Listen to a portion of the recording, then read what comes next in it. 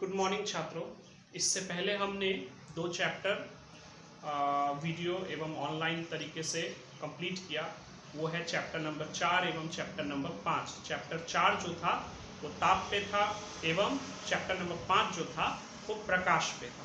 आज हम लोग एक नया चैप्टर शुरू करेंगे जो कि है चैप्टर नंबर तुम लोग का 6 एवं ये है विद्युत धारा एवं चुंबकत्व। तो इस चैप्टर को शुरू करने से पहले 2 चैप्टर के बारे में थोड़ा सा हम लोग फिर से एक बार देख लेंगे। हमने देखा था ताप एवं हमने 2 चीज देखा था इससे पहले लास्ट चैप्टर्स में। हमने देखा था ताप या फिर ऊष्मा तथा हमने देखा था प्रकाश। ये दोनों ही विषयों को हमने देखा था कि ये दोनों ही क्या है, एक प्रकार का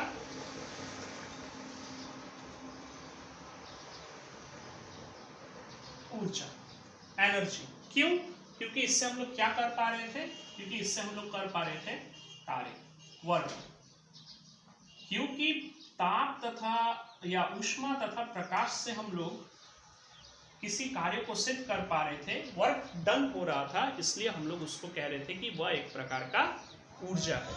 अब देख लो हम लोग का करंट जो चैप्टर है इलेक्ट्रिसिटी।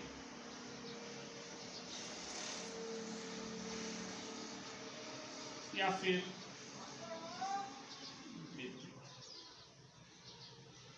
ठीक है। अब इलेक्ट्रिसिटी से हम लोग क्या करते हैं? अब इलेक्ट्रिसिटी के भी 2 प्रकार है, वो मैं बाद में आता हूँ। पहले देख लो कि इलेक्ट्रिसिटी से हम लोग क्या कर पाते हैं। अगर मेरे पास विद्युत है तो मैं विद्युत से क्या कर रहा हूँ? फैन चला रहा हूँ। फैन चलाना मतलब ये एक प्रकार का क्या है? Mechanical work.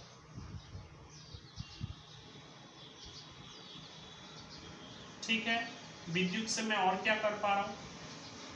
विद्युत से मैं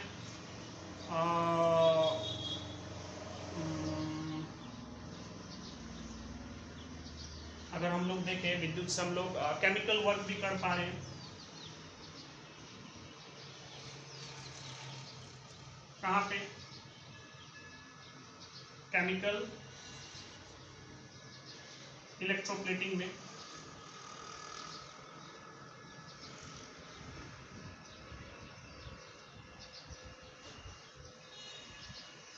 ठीक है, ये सब चीजों में हम लोग बाद में जाएंगे।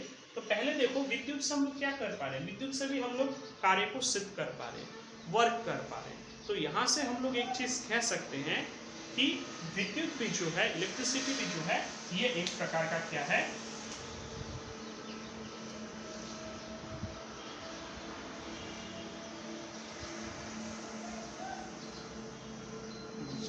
तो इलेक्ट्रिसिटी भी जो है यह एक प्रकार की ऊर्जा है। ठीक है।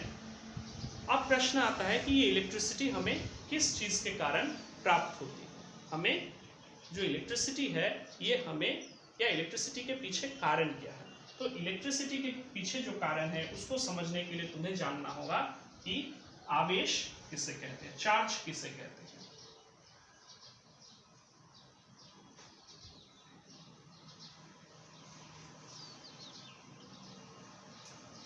ठीक है। तो आवेश को समझने से पहले 2 चीज समझ लो कि आवेश 2 प्रकार का होता है।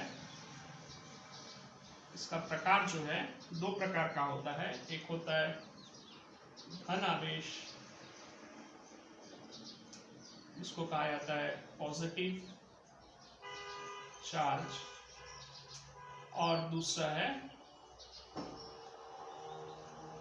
ऋण आवेश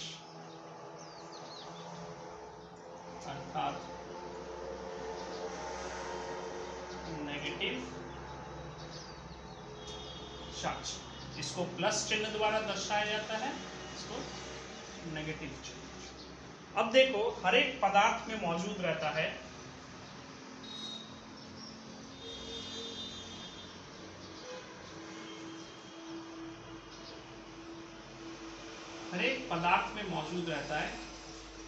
परमाणु या परमाणु से बना होता है। पदार्थ जो है ये परमाणु से बनाता है।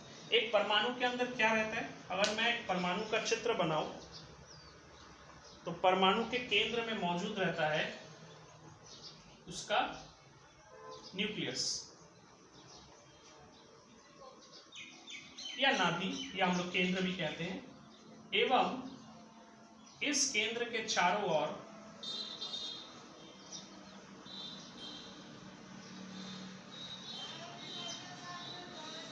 विभिन्न कक्षों में, इसको बोला जाता है ऑर्बिट्स, इनको बोला जाता है कक्ष या ऑर्बिट। इन ऑर्बिट्स में मौजूद रहता है इलेक्ट्रॉन, इसको दर्शाया जाता है ई चिन्ह द्वारा। ठीक है,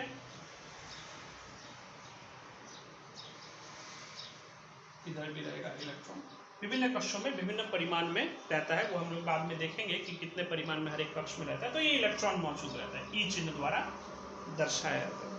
अब ये जो इलेक्ट्रॉन है, यह इलेक्ट्रॉन का आवेश, और केंद्र में न्यूक्लियस में कौन मौजूद रहता है? न्यूक्लियस में तुम लोग जानते हो, तुम लोग एटॉमिक स्ट्रक्चर पढ़े हो, रहता है प्रोटॉन प्लस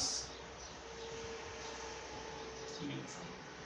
यहाँ पे जो प्रोटॉन है ये प्लस आवेश वाला होता है, न्यूट्रॉन जीरो आवेश वाला होता है, शून्य आवेश, उसमें कोई आवेश नहीं रहता है, एवं इलेक्ट्रॉन जो होता है ये नेगेटिव आवेश वाला होता है, ये होता है नेगेटिव आवेश। ठीक है, तो यह जो चार्ज है, ये जो आवेश है, ठीक है, आवेश यही उत्तरदायी रहता है इलेक्ट्रिसिटी या विद्युत के उत्पत्ति के पीछे, या विद्युत उत्पत्ति हम लोग नहीं बोलेंगे, विद्युत के पीछे जो कारण है उसका कारण है ये आवेश। ठीक है, ये इलेक्ट्रॉन। अब देखो, मैंने कहा था कि विद्युत जो है, इलेक्ट्रिसिटी जो है, दो प्रकार के है। कौन से दो प्रकार? विद्युत का प्रकार है, विद्युत का दो रूप है।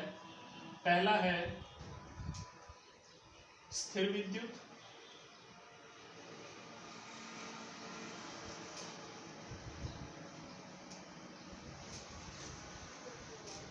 या स्टैटिक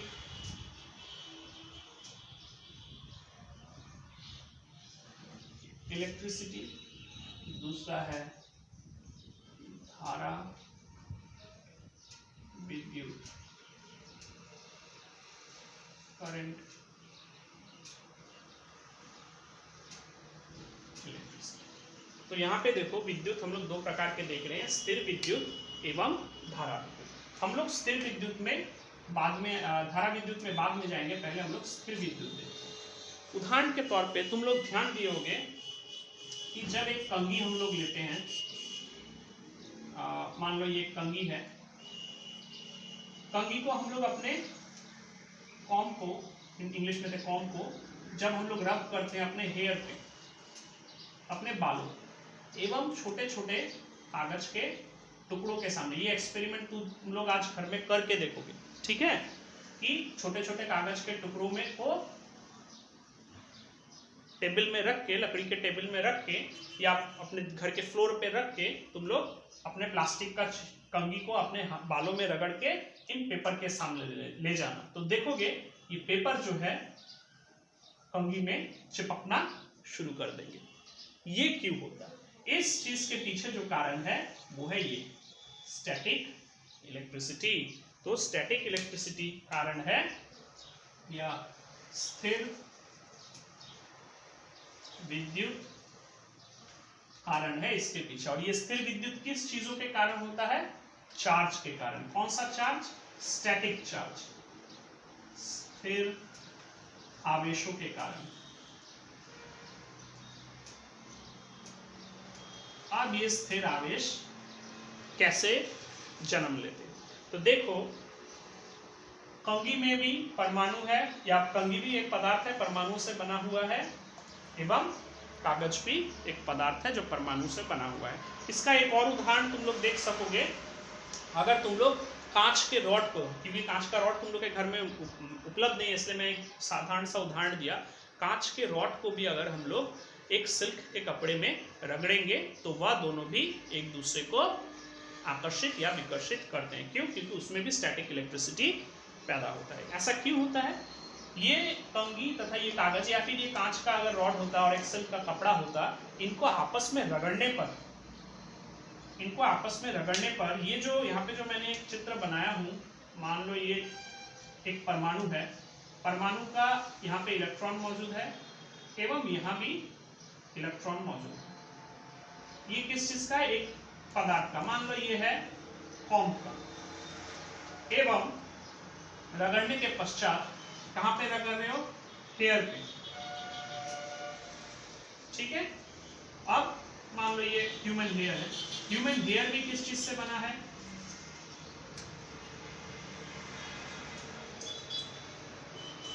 परमाणु से, ठीक है।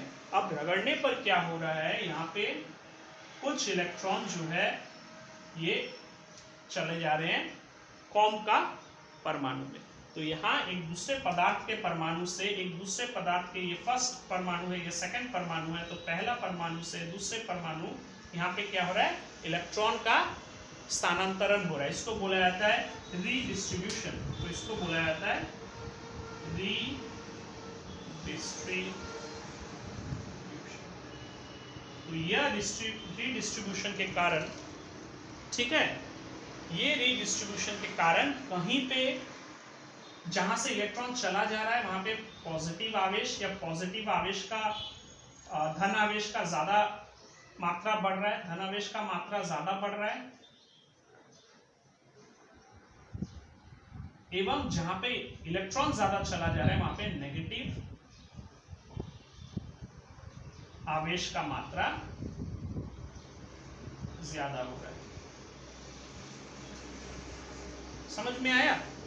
तो देखो मैं फिर से एक बार बता रहा हूं कि हम लोग जब दो अलग अलग धर्मों वाले वस्तुओं को, जैसे कांच का रॉड हो गया, यहाँ पे मैंने कागज और कॉम्ब दिया हूँ, इससे अच्छा उदाहरण है कांच का रॉड तथा एक सिल्क का कपड़ा। अगर हम लोग कांच के रॉड को सिल्क के कपड़े में रगड़ रहे हैं तो क्या हो रहा है? कांच का रॉड का जो परमाणु है, ये मान लो कांच का रॉड का परमाणु है, यहाँ पे ग्लास एवं सिल्क बोल के ही मैं लिखता हूँ, ठीक है। सबसे अच्छा है तुम लोग इसको ग्लास रॉड का एटम तथा इसको तुम लोग मान लो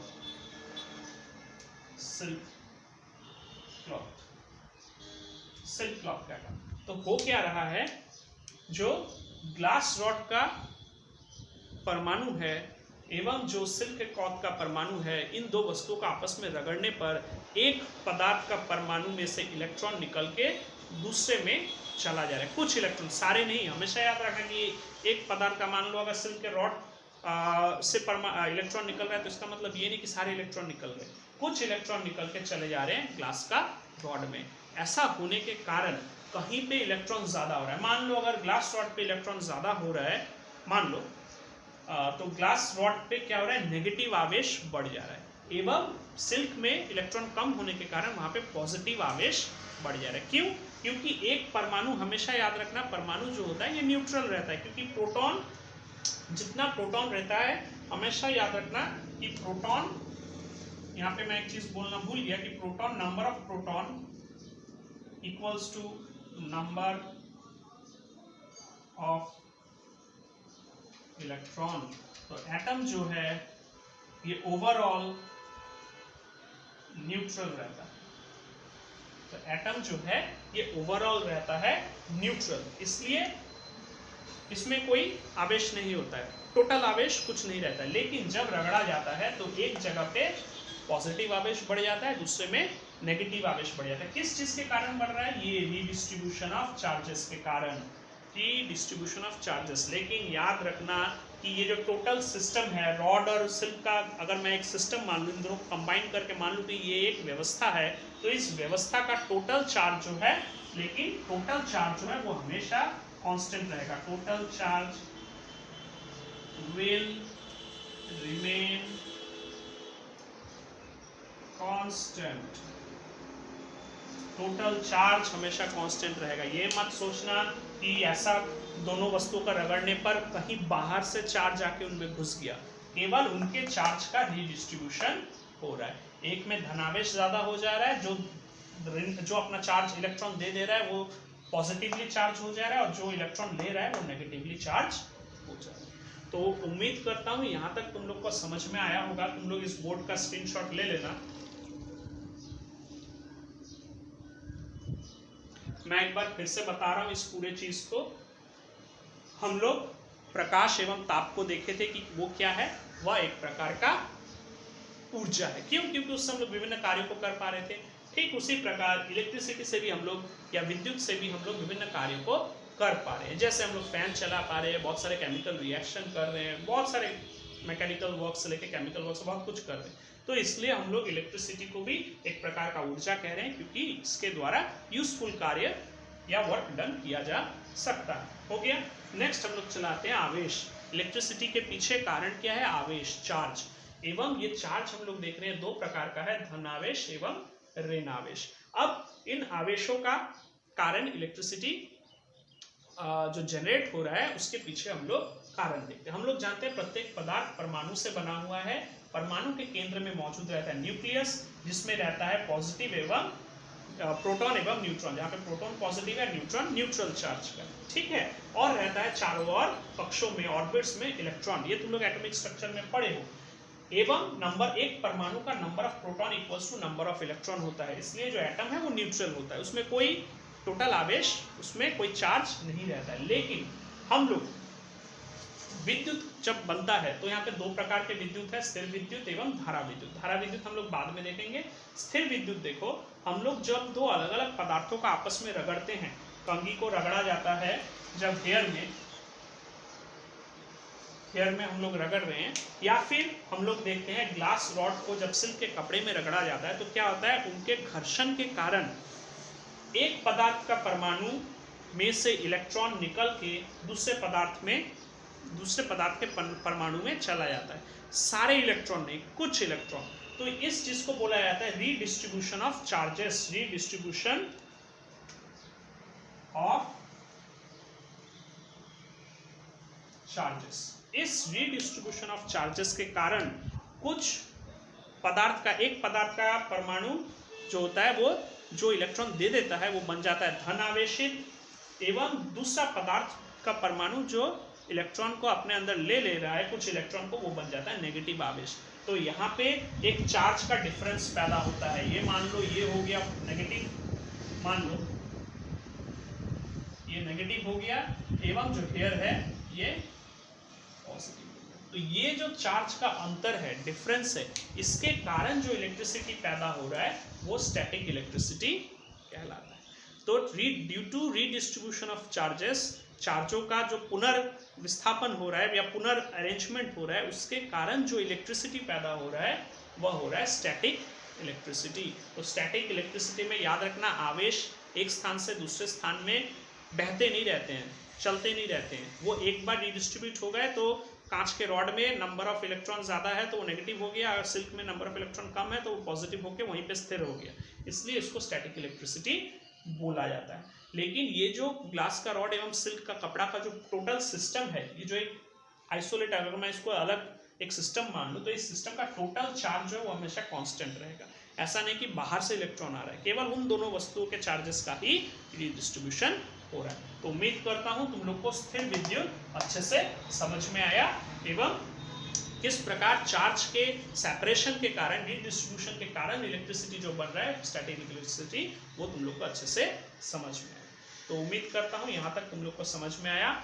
अब हम लोग इसके बाद देखेंगे कि इस चार्जेस एवं चार्ज के कारण जो एक फील्ड बनता है उसको लेके एक विशेष नियम दिया गया है, कूलम्स लॉ, वह क्या है।